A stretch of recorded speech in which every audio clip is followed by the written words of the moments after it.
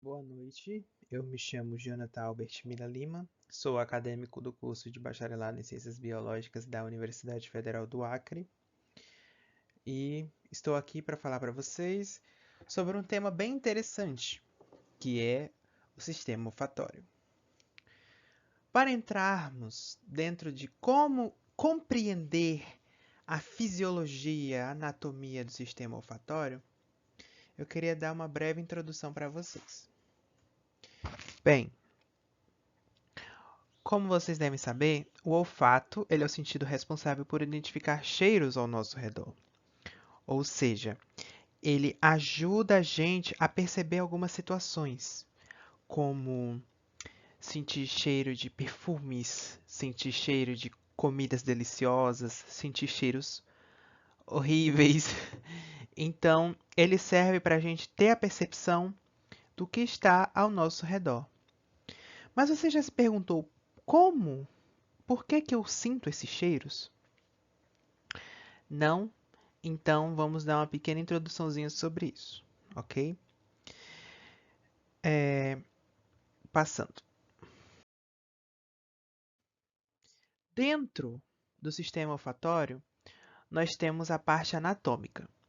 Ela consiste em compreender as funções da cavidade nasal, do epitélio olfatório, do bulbo olfatório e nervo olfatório. Cada componente desses desempenha um papel crucial na percepção dos cheiros. Eu trouxe aqui 3 exemplos. A cavidade nasal. A cavidade nasal é a estrutura e a função geral do sistema olfatório. É nela que vai iniciar os primeiros sinais de como que esse cheiro é a primeira porta de entrada, digamos assim, para esse cheiro. Temos também o epitélio olfatório, que é a localização e tipos de células importantes, que é nele que vão estar encontrados os receptores que irão pegar o cheiro que entrará pela cavidade nasal, e eles serão receptores para que transmitam essa informação para a próxima função que irá transmitir para o sistema nervoso, que é o caso do bulbo olfatório. O bulbo olfatório ele é uma estrutura que processa informações iniciais. Como assim? Após a entrada do cheiro pelas narinas, ela irá passar por um canal de receptores, no qual os receptores irão transmitir essa informação para o sistema nervoso, e o sistema nervoso irá, dependendo da informação que chegar, sentirá prazer ou não. Ok? E uma outra questão interessante é que o olfato ele trabalha juntamente, em conjunto com o paladar. Ou seja, o que você cheira é o que você sente. Se o cheiro for muito forte, você consegue sentir o gosto. Tudo isso é um estímulo, é um receptor que estará mandando essas informações para o sistema nervoso irá transmiti-las por meio desses canais, certo? Bem, continuando sobre a anatomia, nós vamos falar um pouquinho agora sobre o epitélio olfatório. O epitélio olfatório, eles são receptores olfatórios. Eles possuem também as células de suporte, células basais e a camada de muco, certo?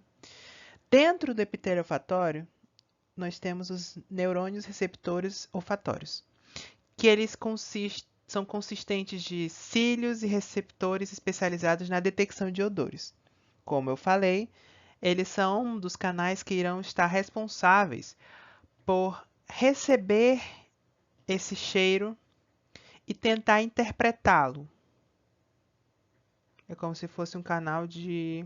Ele é um canal de detecção, em que ele vai sentir os primeiros resquícios, ok?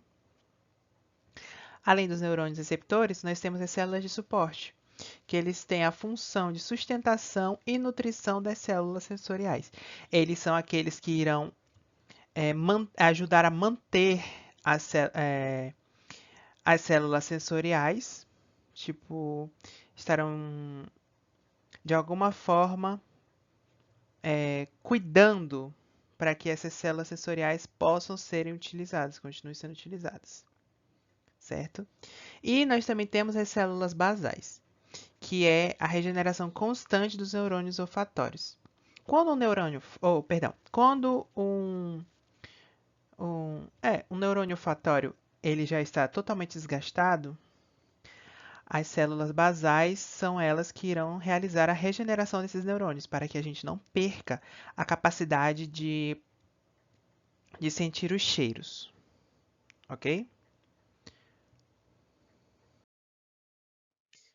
Agora, entrando um pouco na fisiologia da olfação, nós temos a detecção e a transdução.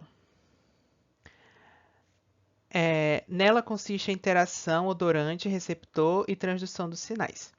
Como que ocorre? Nós temos aqui 3 pontos chaves. O primeiro deles é a inalação. É onde os odorantes chegam ao epitélio. A inalação seria aquele que nós fazemos com o nariz. Não sei se saiu o som, mas ele é a primeira porta de entrada para a detecção dos odores, certo? Seguindo, nós temos a ligação, que é onde é a interação do odorante e receptor, que é após a entrada do cheiro, ele irá para uma ligação, e essa ligação causará uma interação entre o odor e o órgão responsável, perdão, o canal responsável que irá receber esta informação. Ele é o intermediário, certo? Em seguida, nós temos a sinalização. A sinalização, ela é a responsável por gerar o potencial de ação. O que seria esse potencial de ação? Seria a forma de que esse cheiro que chega dentro das suas fossas nasais é com a forma que ele irá fazer reagir. Se será uma forma de prazer ou será uma forma de, tipo, por exemplo, quando você sente o cheiro daquela sua comida preferida, ele está desencadeando o potencial de ação, no qual o odor está ajudando, o odor agradável está ajudando a te dar boas impressões. E ao mesmo tempo vale para um odor ruim, em que ele irá se manifestar de um jeito desagradável. Aqui também eu posso comentar uma curiosidade em que um potencial de ação que seria um pouco bonito é a questão dos odores manifestarem emoções e memórias. Isso é, é uma curiosidade bem bacana, porque realmente, quando nós sentimos cheiros, quando nós sentimos gostos, que quando éramos crianças nós, por exemplo, sentíssemos atualmente, nós conseguiríamos trazer memórias, lembrar. É como se fosse um receptor que está desbloqueando um cofre, entendeu? Esse também poderia atuar como um potencial de ação, ok? Bem, continuando na fisiologia, nós temos o bulbo olfatório. Ele é a modulação da atividade neural e o mapeamento olfatório. Dentro do bulbo olfatório, nós temos os glomérulos, que é a convergência e refino dos sinais. Nós temos as células mitrais, que são os neurônios de projeção para o córtex. E nós temos o mapeamento, que é a organização espacial dos odores. Esses 3 são responsáveis por emitir os sinais, os glomérulos são responsáveis por emitir os sinais que estará recebendo. Os sinais mitrais são aqueles que irão fazer a projeção desse sinal, é aquele que você vai sentir, você vai conseguir assimilar com alguma coisa que você gosta ou que você achou bem desagradável. E o mapeamento é quando quando o sistema ele organiza é, os odores em que você consegue, sempre que você sentir esse cheiro, você consiga assimilá-lo. Ele vai estar como se fosse uma memória guardada, ok? Então, são esses três pontos importantes relacionados ao bulbo olfatório. A partir daqui, o meu colega Marcos Vinícius Santiago da Silva irá dar continuidade à apresentação. Muito obrigado.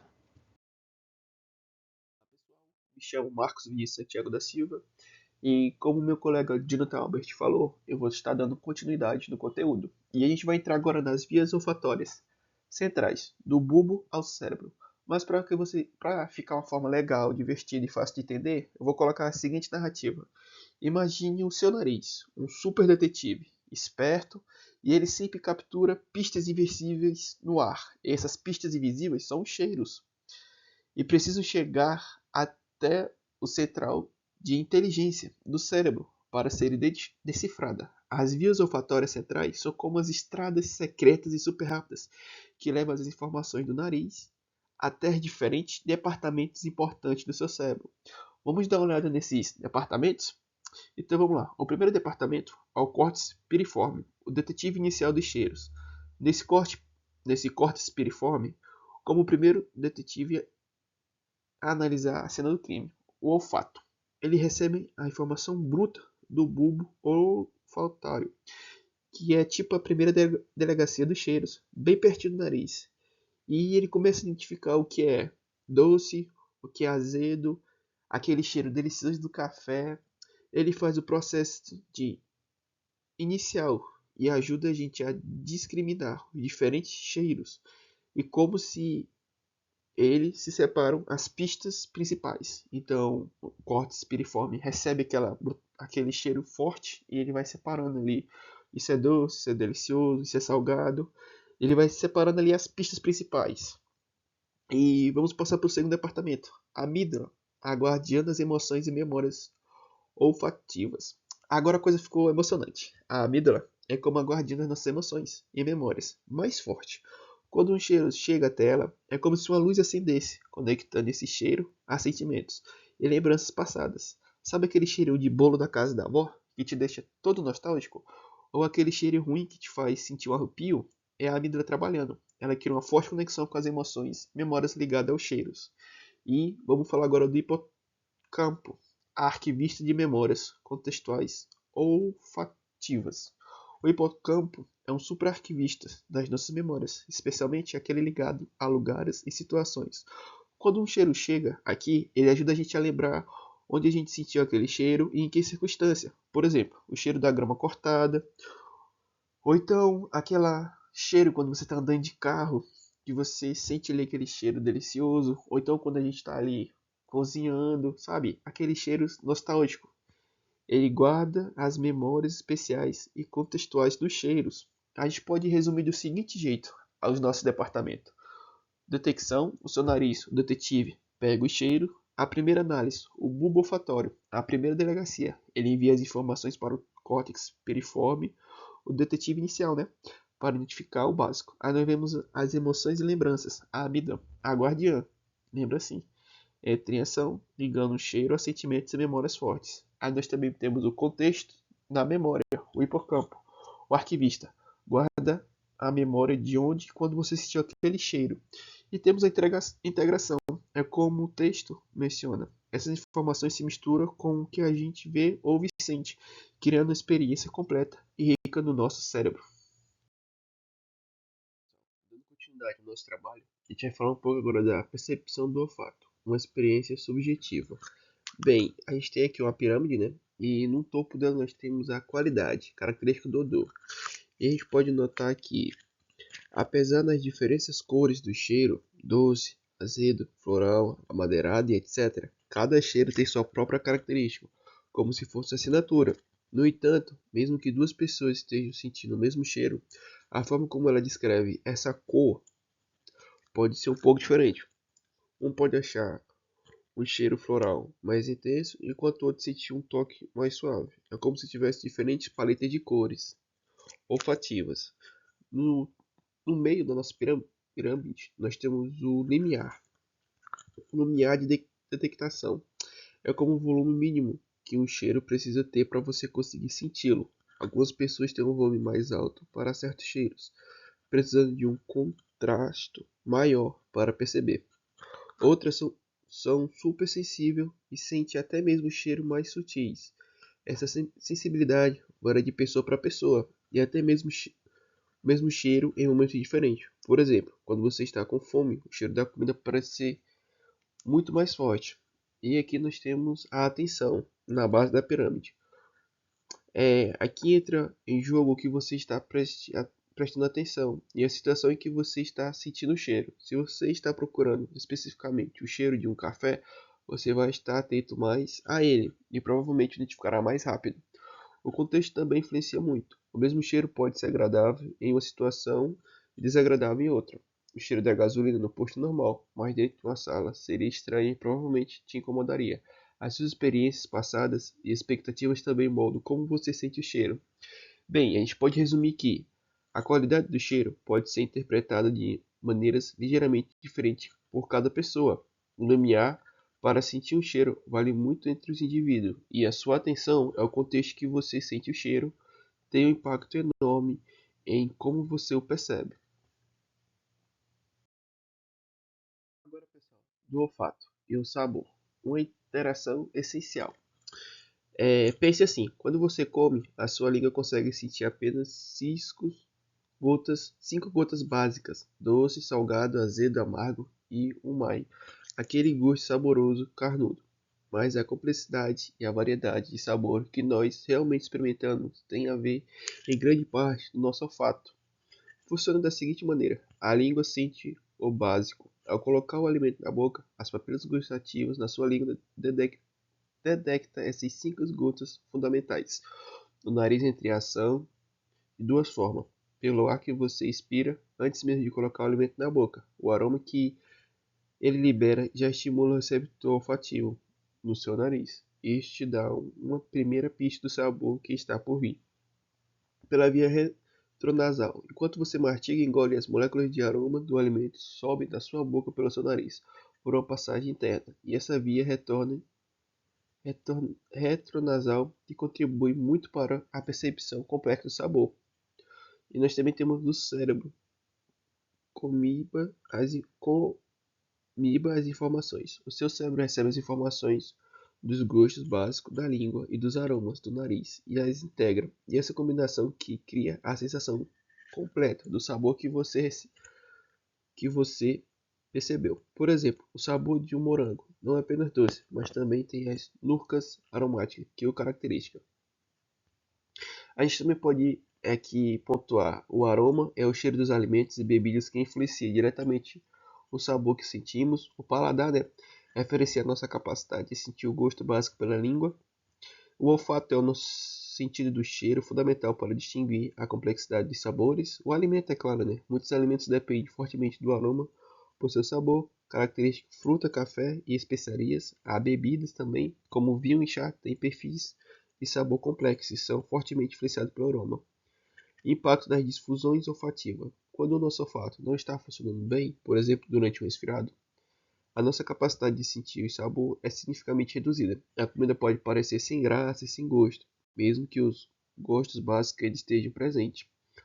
O olfato é fundamental. Para muitos alimentos e bebidas, o olfato é essencial para a nossa aprecia e reconhecimento do seu sabor. Então, pessoal, para a gente poder finalizar, tá? Agora a gente vai falar um pouco sobre curiosidade e aplicações do olfato. Como a gente pode ver, né, aqui nessa imagem, ela nos mostra como o nosso sentido do olfato vai muito além de simplesmente sentir um cheiro agradável ou desagradável. Ela tem aplicação bem interessante e o mundo animal nos dá exemplos incríveis de superpoderes olfativos, é claro. A imagem que a gente pode ver, né, destaca 3 áreas principais. O olfato animal, capacidade extrema, super nariz. Já parou para pensar em como alguns animais têm um olfato muito mais apurado que o nosso? Cães farejadores, por exemplo, conseguem detectar drogas, explosivo, pessoas perdidas e até mesmo doenças, com um nível de precisão impressionante. É como se eles tivessem um superpoder de sentir cheiros que nós nem imaginamos, no mundo invisível dos cheiros. Para muitos animais, o olfato é o sentido principal para se orientar no mundo. Eles usam cheiros para encontrar comida, passeio, identificar seus filhotes, marcar território e até mesmo para pressentir perigo. É como se eles vivessem um mundo rico em informações olfativas, que nós humanos só conseguimos perceber uma pequena parte. Nós também temos os feromônios, a comunicação química secreta. A mensagem visível. Feromônios são como mensagens químicas que alguns animais e até nós, em menos grau, liberamos no ambiente para se comunicar com outro da mesma espécie. Essa mensagem pode influenciar o comportamento, atrair parceiros sexuais, sinalizar perigo ou indicar um território. Um dialeto olfativo é como se existisse um dialeto de cheiro que os animais usam para interagir um com o outro, sem precisar de palavras ou gestos. É uma forma de comunicação muito sutil e poderosa. Agora a gente vai entrar na medicina, diagnóstico de doença. O nariz como detetive médico. A parte mais curiosa é que o nosso olfato é principalmente o dos cães treinados. Pode ser usado na medicina para ajudar a diagnosticar doenças. Algumas doenças causam alterações químicas no corpo que produzem odores sutis que podem ser detectados por um olfato treinado. Cheirando doenças. Já existem estudos e projetos utilizando cães para detectar diferentes tipos de câncer, diabetes e outras condições médicas através do cheiro, da respiração, urina ou amostra. É como se o nariz pudesse se tornar uma ferramenta de diagnóstico. De diagnóstico, galera. Imagine, você tá ali com câncer e não sabe, vai naquele cachorro vem, cheira você e pum, você descobre que tá com câncer através de um cachorro. Em resumo, as curiosidades e aplicações do olfato nos mostram que o olfato animal vai muito além do que imaginamos, como capacidade sensorial extrema que nos ajuda a sobreviver e a interagir com o mundo. Os feromônios relevam informação secreta e comunicação química entre seres vivos. A medicina está explorando o potencial do olfato para o diagnóstico de doenças, mostrando que o nosso nariz e o dos animais pode ter um papel importante na nossa saúde. Final do nosso trabalho, né? A conclusão. A importância do olfato em nossa vida. Eu separei aqui 3 tópicos, que o primeiro fala sentido, o segundo fala valor e o terceiro exploração. No sentido, eu gostaria de destacar a sobrevivência, né? O olfato nos ajuda a detectar perigo, como fumaça de incêndio, vazamento de gás ou alimento estragado. Essa capacidade de identificar ameaças através do cheiro é fundamental para a nossa segurança e sobrevivência. Prazer e bem-estar também, né? O sentido, o aroma de uma comida deliciosa, de flores, do mar ou de um ente querido contribui para o nosso prazer e bem-estar emocional. Cheiros agradáveis podem evocar memórias positivas e melhorar o nosso humor. Interação social. Em um nível mais sutil, o olfato também pode influenciar as nossas interações sociais através de percepções de feromônios, sinais químicos que influenciam o comportamento e da identificação de pessoas pelo seu cheiro único. Vamos para o valor, né? O valor da experiência, o sabor. Como já discutimos, o olfato é essencial para a nossa percepção completa do sabor dos alimentos e de bebidas. Ela enriquece a nossa experiência gastronômica e nos permite apreciar a complexidade dos sabores. A memória. O olfato tem uma ligação muito forte com a memória. Cheiro pode evocar lembranças vividas e emoções associadas a eventos passados. Um determinado aroma pode te transportar de volta à infância, a um lugar especial ou uma pessoa querida. Emoções. Os cheiros têm o poder de despertar emoções intensas, tanto positivas quanto negativas.